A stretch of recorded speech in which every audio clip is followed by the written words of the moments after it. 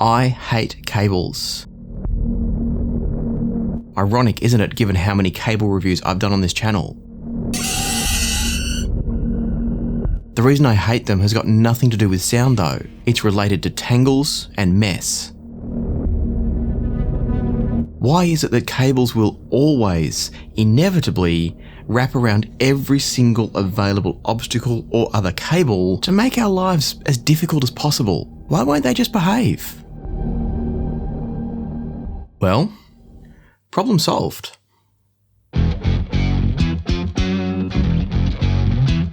These cables behave. Magtame reached out to me a while ago and offered to send me some samples of their various USB cables. Sure, I said, not expecting that much. Now though? Now I want to know why every single cable ever invented doesn't do what these do. I've only got a few samples here, but as time goes by and I need to replace cables, this is all I'm going to want to buy from now on. What I have here is a USB-A to a USB-C cable, a USB-C to a USB-C cable, and then also their USB-C to 3.5mm cable. Oh, and then there's the little USB-C magnetic adapter. I'll show you that in a second. And with all of these cables, the USB to USB cables are just that. They don't do anything fancy, they don't change the way the cables transmit the data. They're just well made, they look good, they feel good, and they stay neat. The way these work is they've got something magnetic inside the sheathing of the wires or the cables, and so as you undo them, they come out to their normal shape, nice and straight, there's no memory, but as you put them back in, they want to come back into a beautiful, simple coil. You can make the coil big or small, whatever you start off the first couple of loops with, that's what the rest of the cable's going to follow.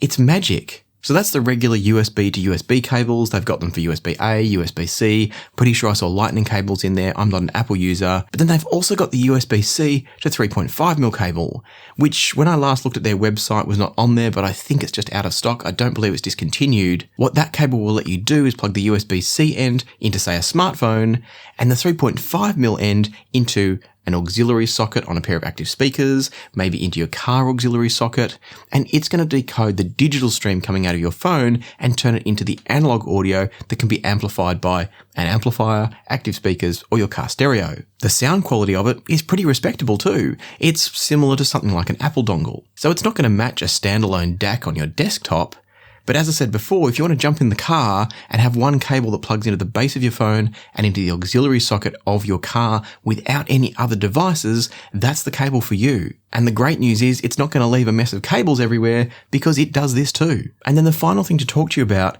is the little USB-C magnetic adapter. This is a curious one. I love the idea of it, but there are a few hurdles to talk about. The idea of this is that you put the end piece here into your smartphone, your laptop, whatever the device is that you're regularly connecting to a USB-C cable. You then connect the larger piece to a USB-C cable of your choice, and then when you need to connect this to your computer or your smartphone, whatever you've used the little piece in, you bring them together and this happens.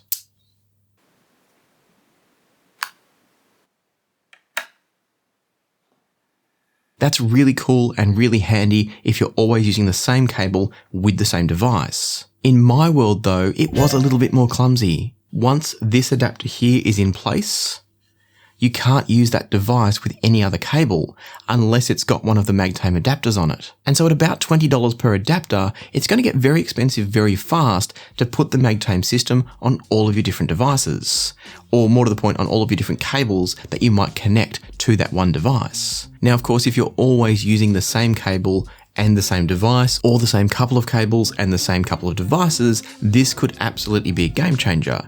It makes the connection really easy, it saves time, it saves hassle, it could be great for those that have trouble with the dexterity of their fingers for some reason, because you don't need to be as precise with the connection, and it's going to prevent the wearing out of your USB-C socket, if that matters to you. And so, after playing around with them for a while, I think all of these are fantastic products, specifically and especially the cables, And the Magtame cables are the first cables that I don't hate. They're actually probably the first cables I really love, at least to interact with. Sonically, there's some other cables I do really love, but those still drive me nuts when it comes to mess. And so if you want to check out the Magtame cables for yourself, I put links in the description down below where you can go, you can look into them more and maybe buy some for yourself. But that's it for this short review. So a huge thanks to YouTube channel members, also to channel Patreon members, and of course to those of you who leave super thanks on videos like this one.